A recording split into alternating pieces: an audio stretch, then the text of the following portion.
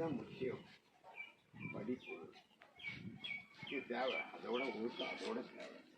பணம் கடைசியாக இருக்கும். ஒழுக்கம் தான் ஒரு மனிதனை துன்பம் இல்லாமல் ஒழுக்கம். ஒழுக்கம் இழந்து பணம் அதிகமாக இருந்தால் நீங்கள் போகிற இடத்துல நீத்திக்கு அவனுக்கு கையில் போடுவான். ஒழுக்கமான எவனுமே யாரும் ஒன்றும் பண்ண முடியாது இல்லையா? பொய் கேஸில் நித்திக்கு போலீஸ்காரன் உள்ள போட்டால் கூட ஒழுக்கமானவன் கோர்ட்லேருந்து வெளியே வந்துடுவான். ஒழுக்கம் கெட்டவனே தப்பே பண்ணா கூட நீ கேஸ் போட மாட்டேன். அதனால் ஒழுக்கம் ஒழுக்கம் ஒழுக்கம் அதுதான் பௌத்தம். புரியல? ஒழுக்கம் தான் புரியல.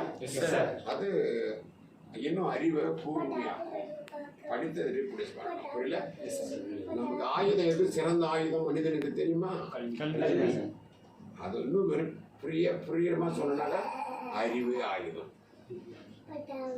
புரியல? இதுதான் ஆயுதம், அறிவு தான் ஆயுதம்.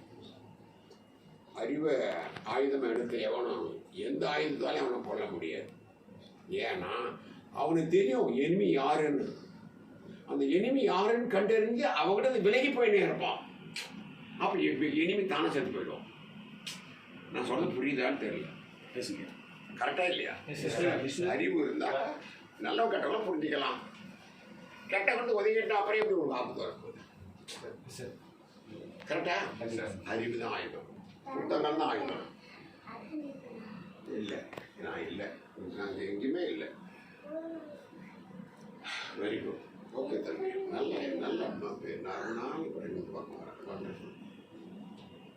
Very good.